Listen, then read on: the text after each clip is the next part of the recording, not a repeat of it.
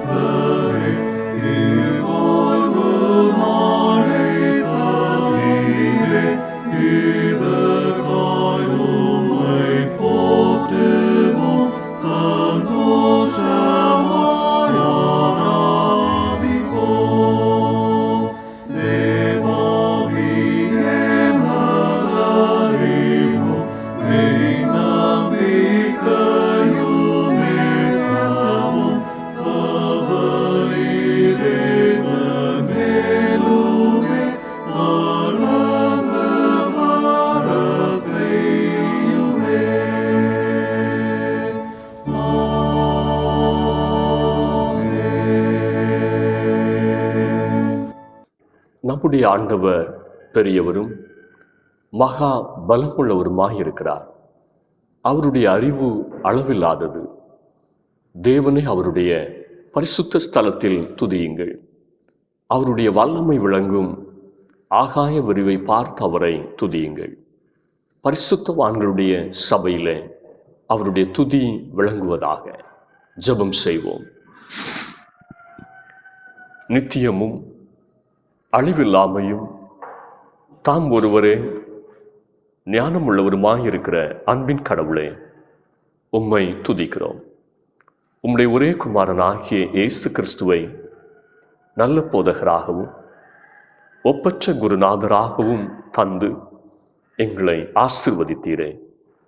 இந்த தொழுகையின் வழியாக ஆண்டவரின் அருள் வார்த்தைகளை உள்ளத்திலேற்று ஒப்பற்ற குருநாதராம் இயேசு கிறிஸ்துவின் அடிச்சுவட்டில் நடக்க எங்களை பலப்படுத்தும். கல்வி ஞாயிறாக இந்த ஞாயிறை ஆஸ்தரிக்கும் போது எங்களுக்கு உலக கல்வியையும் இறை கல்வியையும் புகட்டிய பெற்றோர், ஆசிரியர்கள், போதகர்கள் ஒவ்வொருவரையும் நினைவு கூர்ந்து நன்றி செலுத்துகிறோம்.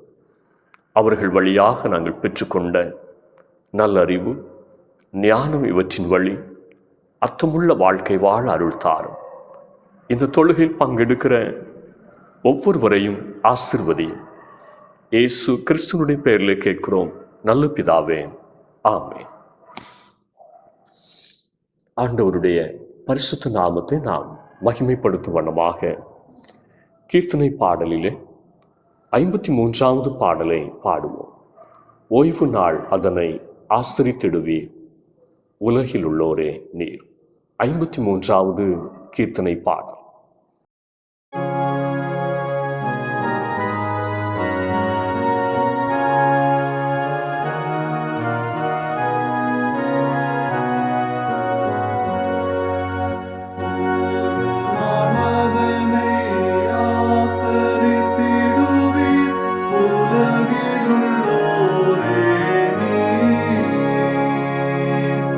ஓதுமை தேவன் தனாதி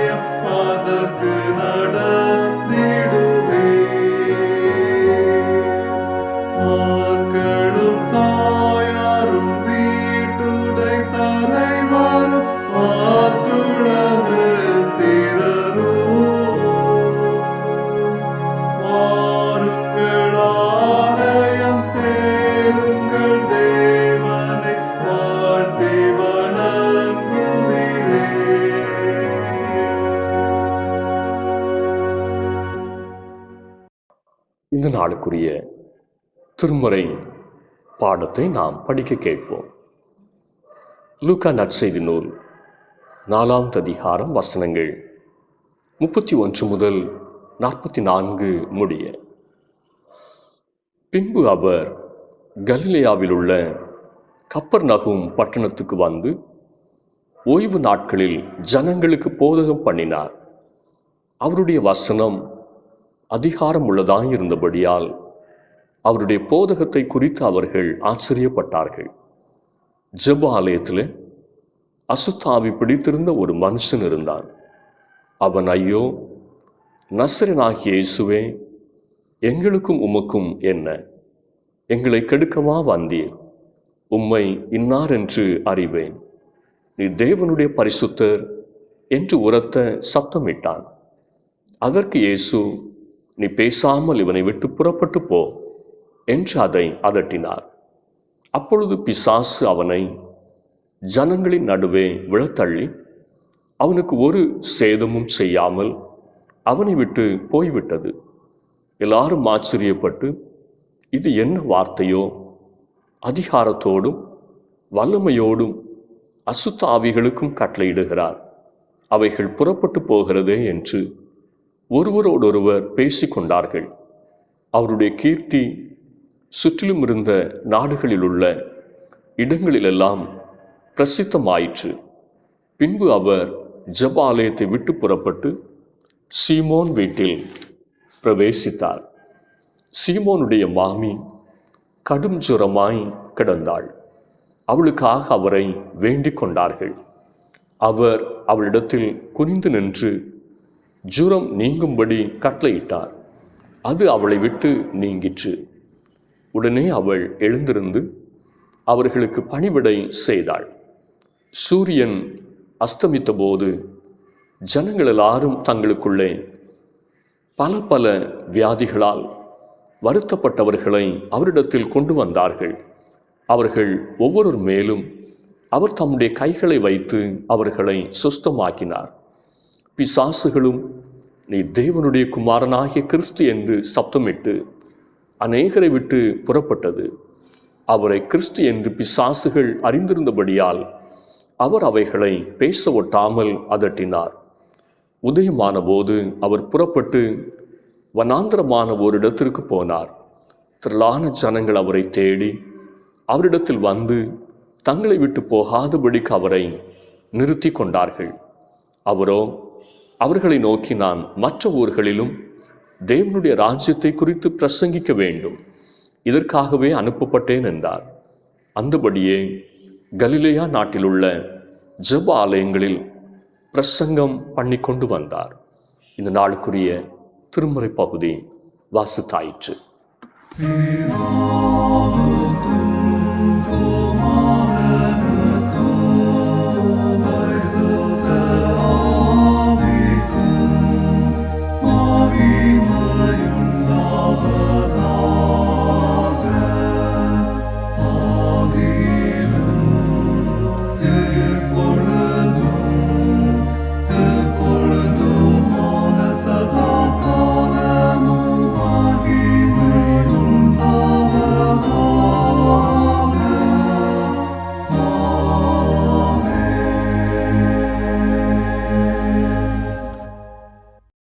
ஆண்டவருடைய வார்த்தைகளை நாம் கேட்க ஆயத்தப்படும் வண்ணமாக எழுப்புதல் பாடலிலே, இஸ்ரவேலே பயப்படாதே, நானே உன் தேவன் என்ற பாடலை நாம் உற்சாகமாய் பாடுவோம்.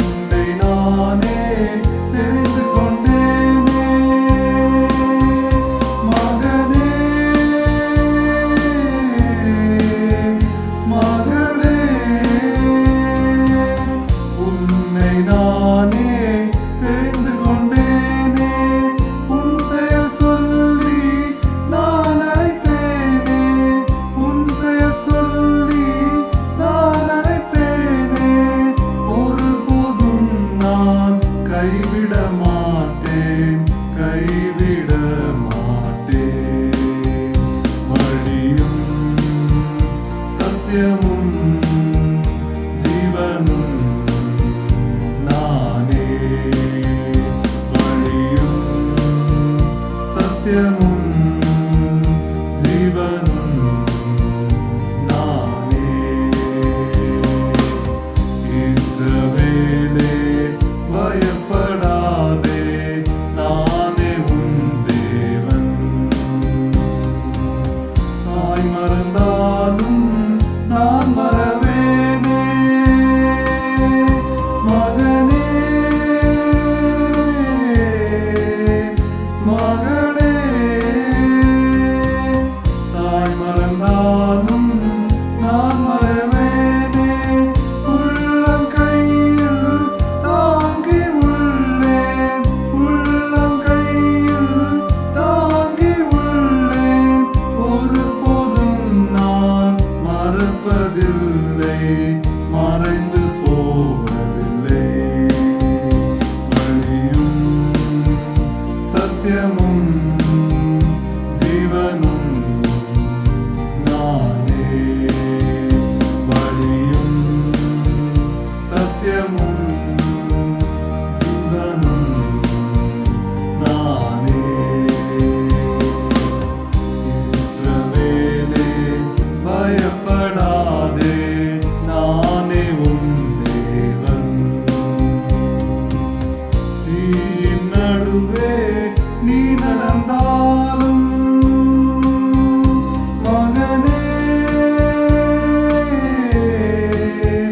மகளே,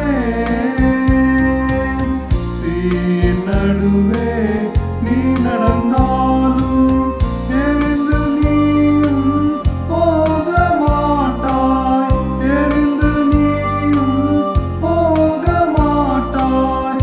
ஆறுகளை நீ கடக்கும் போது மூழ்கியே போக மாட்டாய். வழியும் சத்தியமும் ஜீவனும் நானே. வழியும் சத்தியமும் ஜீவனும் நானே. இஸ்ரவேலே பயப்படாதே, நானே உன் தேவன். எனது கிருபை உனக்கு போதும் மகனே மகளே. எனது கிருபை உனக்கு போதும். பலவீனத்திலே என் பலன் விளங்கும், பலவீனத்திலே என் பலன் விளங்கும். பூரணமாக என் பலன் விளங்கும், எதற்கும் பயம் வேண்டாம். வழியும் சத்தியமும் ஜீவனும் நானே. வழியும் சத்தியமும் ஜீவனும் நானே. இஸ்ரவேலே பயப்படாதே, நானே உன் தேவன்.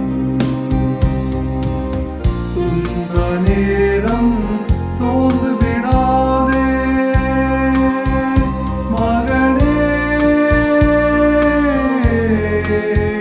மகளே.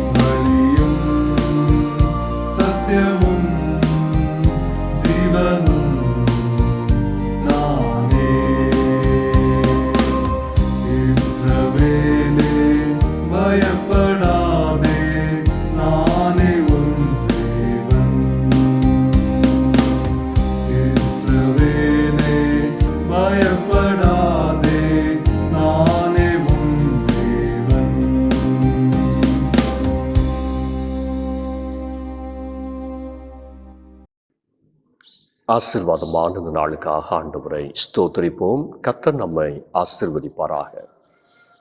தியானத்திற்காக தெரிந்து கொண்ட திருமறை வசனம் லூக்கா நற்செய்தி நூல் 4வது அதிகாரம் 32வது வசனம்.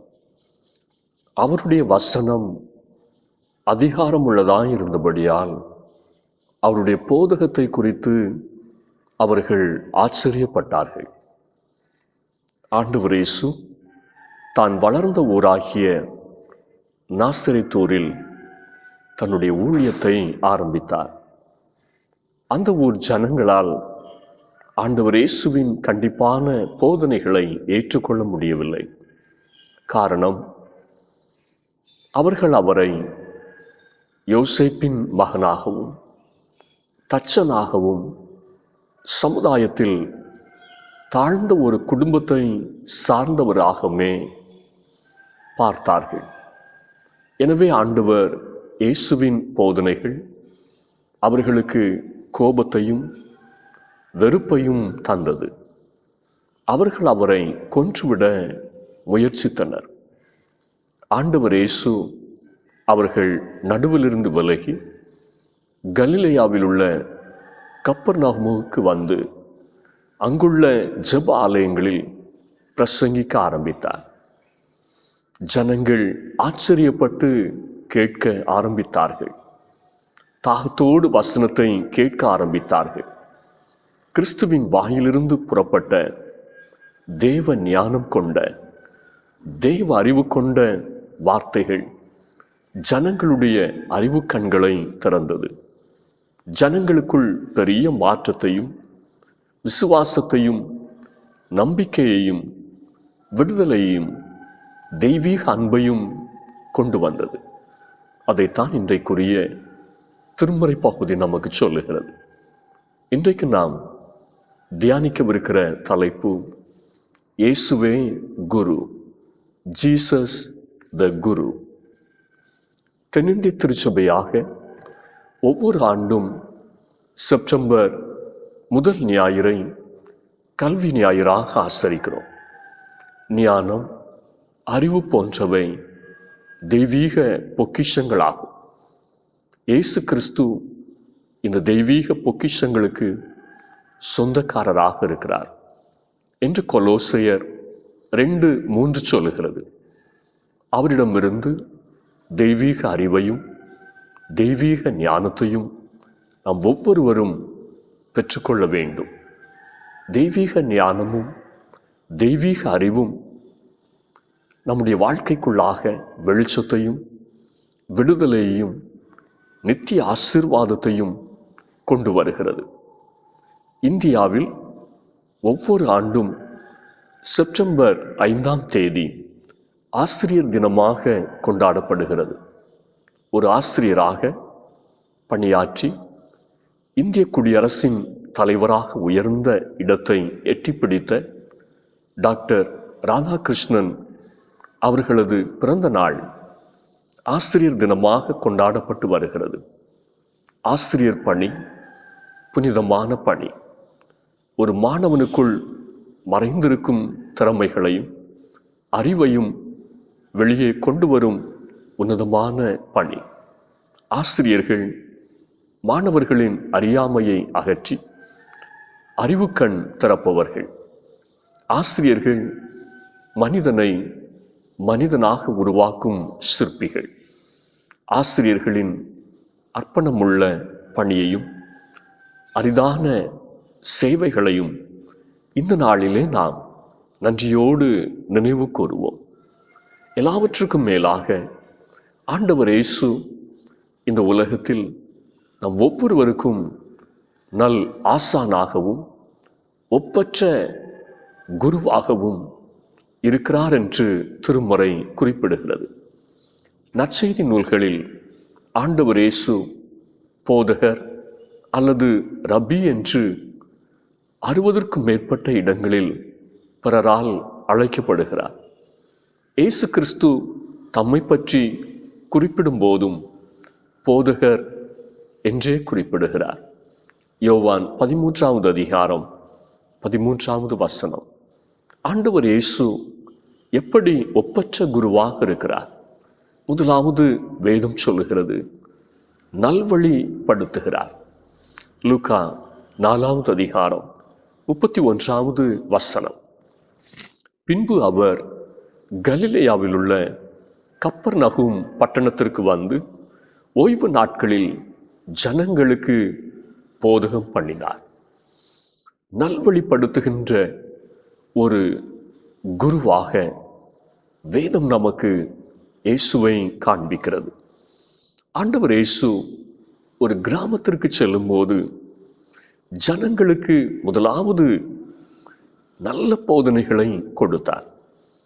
ஆண்டவரின் போதனைகள் ஒரு மனிதனை நல்வழிப்படுத்துகிறது. வரி வசூலிப்பவர்கள், பாவிகள் ஆண்டவர் இயேசுவின் போதனைகளால் நல்வழிப்படுத்தப்பட்டனர். வழி தவறி போன ஒவ்வொருவரும் மனம் மாற வேண்டும் என்று ஆண்டவர் இயேசு போதித்தார்.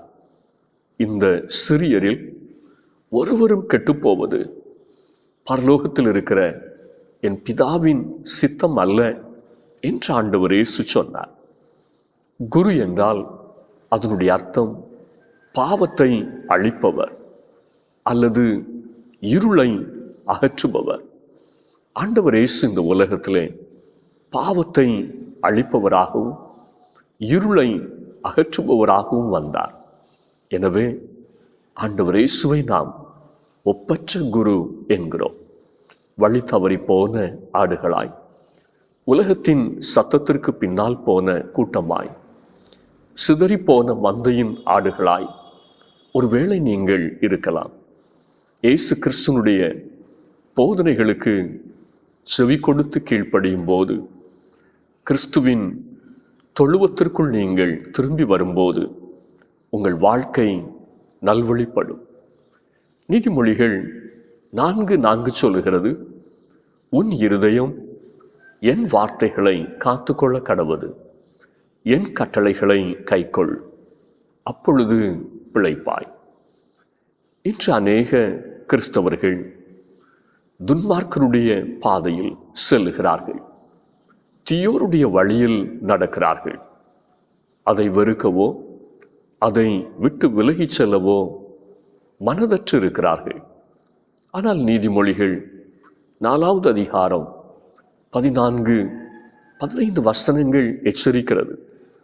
துன்மார்க்கருடைய பாதையில் பிரவேசியாதே, தீயோருடைய வழியில் நடவாதே, அதை வெறுத்துவிடு, அதன் வழியாய் போகாதே, அதை விட்டு விலகி கடந்து போ. ஆண்டவர் இயேசு கூடா ஒழுக்கம் நிறைந்த பெண்ணை தன் போதனைகளால் நல்வழிப்படுத்தினார். பணமே பிரதானம் என்று வாழ்ந்த சகைவை நல்வழிப்படுத்தினார். செய்யும் தொழிலே தெய்வம் என்று தொழிலுக்கு முரட்டு பக்தர்களாய் வாழ்ந்த சீமோன் பேதுருவையும் யாக்கோபையும் உடனிருந்த மற்றவர்களையும் ஆண்டவர் இயேசு நல்வழிப்படுத்தினார். பரிசேய பக்தியில் திருப்தி கொண்ட நிக்கோதேமுவை நல்வழிப்படுத்தினார். இனவெறியாலும் ஏமாற்றத்தாலும் வெறுமையாலும் நிறைந்திருந்த சமாரியா பெண்ணை நல்வழிப்படுத்தினார். ஆண்டவர் இயேசுவிடம் வந்தால் அவர் உன் வாழ்வை நல்வழிப்படுத்துவார். ஆண்டவர் இயேசு நல்வழிப்படுத்தும் குருநாதர் என்று வேதம் சொல்லுகிறது. இரண்டாவதாக, ஆண்டவர் இயேசு எப்படி ஒப்பற்ற குருவாக இருக்கிறார்? வேதம் சொல்லுகிறது, நலம் அருளுகின்றார். லூக்கா 4வது அதிகாரம் 40வது வசனம். சூரியன் அஸ்தமித்த போது ஜனங்கள் எல்லாரும் தங்களுக்குள்ளே பற்பல வியாதிகளால் வருத்தப்பட்டவர்களை அவரிடத்தில் கொண்டு வந்தார்கள். அவர்கள் ஒவ்வொருவர் மேலும் அவர் தம்முடைய கைகளை வைத்து அவர்களை சுஸ்தமாக்கினார். நல்வழிப்படுத்தும் குருநாதர் மாத்திரமல்ல, நலம் அருளுகின்ற குருநாதர் என்று ஆண்டவர் இயேசுவை குறித்து வேதம் சொல்லுகிறது. ஆண்டவர் இயேசு சரீர அளவில் பாதிக்கப்பட்டோருக்கும் தீய ஆவிகளால் பாதிக்கப்பட்டோருக்கும் மனதளவிலே பாதிக்கப்பட்டோருக்கும் விடுதலை தந்தார். துன்புறும் ஒவ்வொருவரையும் அத்துன்பத்திலிருந்து விடுவிக்கும் குருநாதராக ஆண்டவர் இயேசு இருக்கிறார். இன்றும் தெய்வ சமூகத்தில் பல பிரச்சனைகளோடும் பாரங்களோடும் நீங்கள் அமர்ந்திருக்கலாம். நலமான வாழ்வை தந்து ஆண்டவர் இயேசு ஒவ்வொருவரையும் ஆசீர்வதிக்க விரும்புகிறார். ஆண்டவர் இயேசு இருக்கிற இடத்தில் அசுத்த ஆவிகளால் இருக்க முடியாது. லூக்கா நற்செய்தி நூல் 4வது அதிகாரம் 34வது வசனம். ஆண்டவர் இயேசு இருக்கிற இடத்தில் ஒரு மனிதனை பலவீனப்படுத்தும் கிரியைகள் உட்கார்ந்திருக்க முடியாது. ஒப்பற்ற குருநாதராம் இயேசு சரீர மன மற்றும் ஆவிக்குரிய நலம் அருளும் ஆண்டவராக இருக்கிறார். கடைசியாக ஆண்டவர் இயேசு ஒப்பற்ற குருவாக இருக்கிறார். எப்படி? வேதம் சொல்லுகிறது, நல்லாட்சிக்குரியவர்களாய் நம்மை மாற்றுகிறார். லூக்கா நற்செய்தி நூல் 4வது அதிகாரம் 43வது வசனம். அவரோ அவர்களை நோக்கி, நான் மற்ற ஊர்களிலும் தேவனுடைய ராஜ்யத்தை குறித்து பிரசங்கிக்க வேண்டும், இதற்காகவே அனுப்பப்பட்டேன் என்றார். அன்று தேவ ஜனங்கள் இம்மைக்குரிய நன்மைகளுக்காக, உலக ஆசீர்வாதங்களுக்காக குருநாதராம் இயேசு தங்களை விட்டு போகக்கூடாது என்று அவரை தடுத்து நிறுத்தினார்கள். லூக்கா 4வது அதிகாரம் 42வது வசனம். ஆனால் ஆண்டவர் இயேசு ஒவ்வொருவரையும் தேவனுடைய ராஜ்யத்திற்குரியவர்களாய் மாற்ற வேண்டும் என்பதில் தீவிரமாக இருந்தார். ஒவ்வொரு கிராமமும் தேவனுடைய ராஜ்யத்திற்குரியதாய் மாற வேண்டும் என்று விரும்பினார். இந்த உலகத்தில் தான் அனுப்பப்பட்ட நோக்கமே உலகத்தில் இருக்கிற ஒவ்வொருவரையும் தேவனுடைய ராஜ்யத்திற்குரியவர்களாய் மாற்றுவதே என்றார். நித்திய நரகத்திலிருந்து ரட்சிக்கும் ஒப்பற்ற குருநாதர் ஆண்டவர் இயேசு. நரகத்தின் பாதையில் செல்லுகிறோம் என்பதை கூட அறியாமல், உணராமல் கிறிஸ்தவர்கள் என்கிற பெயரோடு வாழ்பவர்கள் ஏராளம். நோவாவின் நாட்களைப் போல இன்று நாம் உலகத்தோடு ஒட்டி வாழவும், உலக மனிதர்களைப் போல வாழவும் பழகி கொண்டோம். ஆனால் ஆண்டவர் உன்னதமான வாழ்க்கைக்கு, உண்மையான வாழ்க்கைக்கு நம்மை அழைக்கிறார். அப்போஸ்தலர் 22வது அதிகாரம் 3வது வசனத்தில் பவுல் யூத மார்க்கத்தில் தான் மிகவும் பக்தியுடனும் அறிவுபூர்வமாகவும் இணைந்திருந்ததை விவரிக்கிறார். ஆனால் இந்த சன்மார்க்க பக்தி, இந்த சன்மார்க்க அறிவு அவரை ரட்சிக்கவில்லை. அவருடைய வாழ்வை மேலும் மேலும் மோசமாக்கியது. அவருடைய சுவாபத்தை கேடாக்கியது. நித்திய நரகத்தின் பாதையில் அவரை நடத்தினது. தமஸ்கு வீதியில் கிறிஸ்துவை சந்தித்த போது அவர் வாழ்க்கையிலே பேரொளி வீச ஆரம்பித்தது. அவருடைய வாழ்க்கையில் இருந்த இருள் அகன்றது. ஒப்பற்ற குருவாகிய இயேசு கிறிஸ்து பவுலை இருளிலிருந்து வெளிச்சத்திற்கு நடத்தினார். பொய்யிலிருந்து உண்மைக்கு நடத்தினார். அழிவிலிருந்து அழியாத வாழ்விற்கு நடத்தினார். எனவே பவுல் தன்னுடைய வாழ்வை ஒப்பற்ற குருநாதராகிய இயேசுவுக்கென்றே அர்ப்பணித்தார். நம்முடைய வாழ்க்கை தேவனுடைய ராஜ்யத்தின் வாழ்க்கையாக இருக்கிறதா? தேவனுடைய ராஜ்யத்தை நோக்கி நடக்கிற வாழ்க்கையாக இருக்கிறதா? தேவனுடைய ராஜ்யத்திற்கென்று அர்ப்பணிக்கப்பட்ட வாழ்க்கையாக இருக்கிறதா? ஒரே ஒரு வாழ்க்கை, அதை நாம் வீணடித்து விடக்கூடாது. ஒப்பற்ற குருநாதராம் இயேசுவை பின்பற்றுவோம். ஒப்பற்ற தேவனுடைய ராஜ்யத்தை கிறிஸ்துவின் ராஜ்யத்தை சொந்தமாக்குவோம். அவர் நல்வழிப்படுத்துகிறவர், நலம் அருளுகின்றவர், நல்லாட்சிக்குரியவராய் மாற்றுகிறவர். அவரே ஒப்பற்ற குருநாதர். இந்த வார்த்தைகளால் ஆண்டவர் நம் ஒவ்வொருவரையும் ஆசீர்வதிப்பாராக. ஆமென். ஆராதனைக்கு நிறைவு பாடலாக ஞான பாடலிலே 458வது பாடலை பாடுவோம். தேவ சமாதான இன்பத நதியே. ஞான பாடல் 458.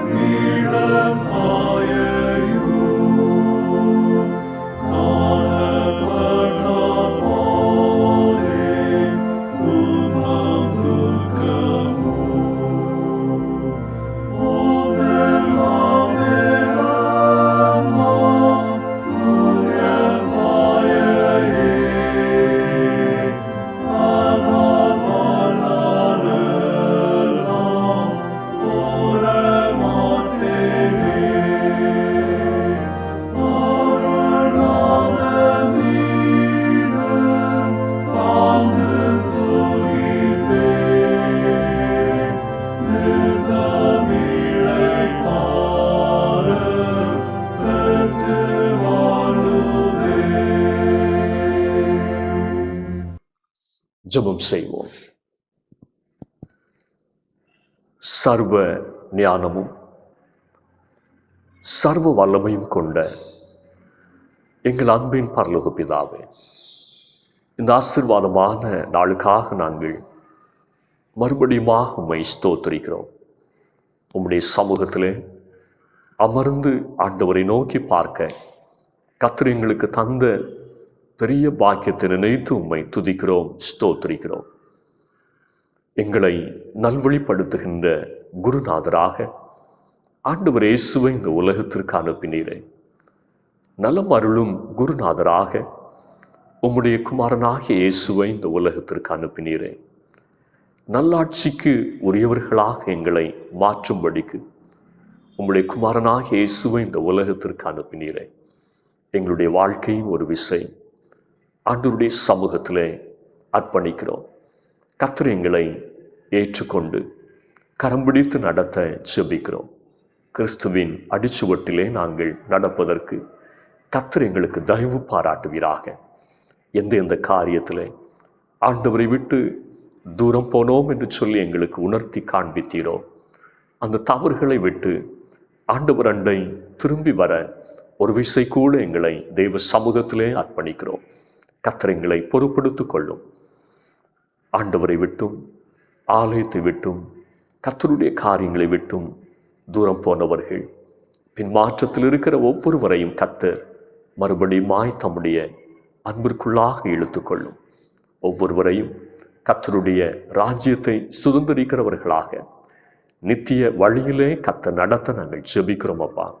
அப்படியே கர்த்தருடைய கரம் இந்த நாளிலும் ஒவ்வொரு மேலும் தங்கினதற்காக நாங்கள் உம்மை ஸ்தோத்திரிக்கின்றோம்.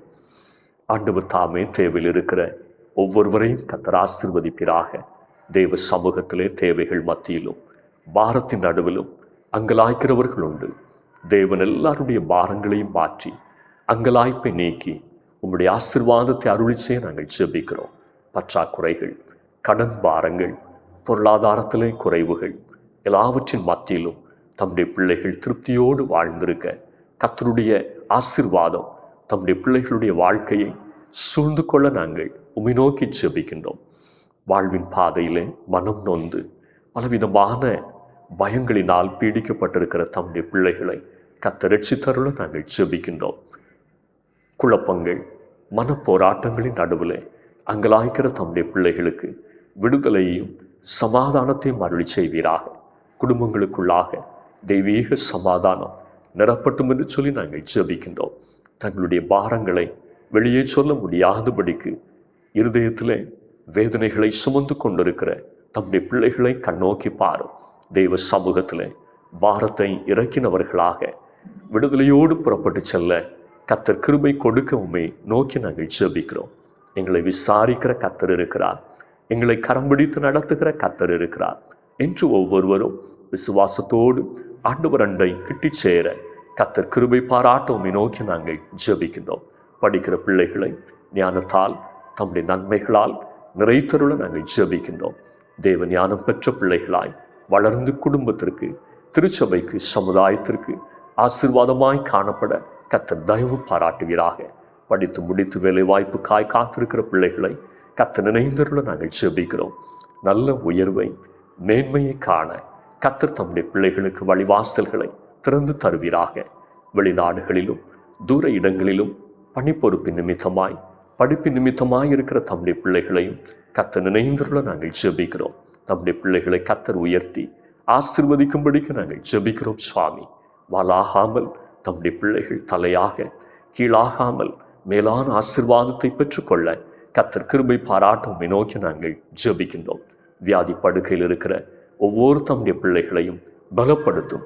விஷ காய்ச்சல்களின் நடுவில் தம்முடைய பிள்ளைகளுக்கு பரிபூர்ணமான சுகத்தை கர்த்தர் பரத்திலிருந்து அருளி செய்ய நாங்கள் ஜெபிக்கிறோம். தொற்று வியாதிகள் அண்டாதபடிக்கு கர்த்தர் காத்துக்கொள்ள நாங்கள் ஜெபிக்கின்றோம். உலகம் முழுவதிலும் சமாதானத்தையும் அமைதலையும் கர்த்தர் அருளி செய்வீராக. யுத்தங்கள் ஓய்ந்து அமைதலான சூழ்நிலைமைகள் ஒவ்வொரு தேசங்களிலும் உண்டாக கர்த்தர் உதவி செய்யும். உள்நாட்டு குழப்பங்கள், பொருளாதார பிரச்சனைகள் தீர்ந்து ஒவ்வொரு நாடுகளிலும் தேவனுடைய ஆசீர்வாதம் பெருக கர்த்தர் தயவு பாராட்ட நாங்கள் ஜெபிக்கிறோம். இந்திய தேசத்தையும் கர்த்தர் நினைந்தருளும் தந்திருக்கிற தலைவர்கள், ஆட்சியாளர்கள் நீதியோடும் உண்மையோடும் தங்களுடைய பணிவிடையை செய்ய கர்த்தர் தெய்வீக ஞானத்தையும் தம்முடைய கிருபைகளையும் தந்து ஆசீர்வதிக்க உம்மை நோக்கி நாங்கள் ஜெபிக்கின்றோம். சத்துனுடைய எல்லா சூழ்ச்சிகளும் நீங்கி தீய தலைவர்களுடைய சூழ்ச்சிகள் எல்லாம் ஒழிக்கப்பட்டு தேவனுடைய சித்தம் மாத்திரம் தேசத்திலே நிறைவேறட்டும் என்று சொல்லி ஜெபிக்கிறோம். திருச்சபையின் ஊழியங்கள் சேகர அளவிலும் பேராய அளவிலும் நடைபெறுகிற ஊழியங்கள் எல்லாவற்றையும் கர்த்தர் ஆசீர்வதிப்பீராக.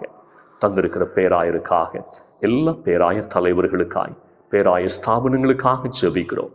கர்த்தருடைய சித்தம் ஒவ்வொருடைய வாழ்க்கையிலும் நிறைவேறட்டும், கர்த்தருடைய நாமம் மகிமைப்படட்டும் என்று சொல்லி நாங்கள் ஜெபிக்கிறோம். உலகமெங்கிலும் அர்ப்பணிப்போடு தங்களுடைய பணிவிடைகளை நிறைவேற்றுகிற மிஷினரிகள், கர்த்தருடைய பணியாளர்கள் ஒவ்வொருவரையும் கர்த்தர் தம்முடைய கரத்தில் எடுத்து பயன்படுத்த நாங்கள் ஜெபிக்கின்றோம்.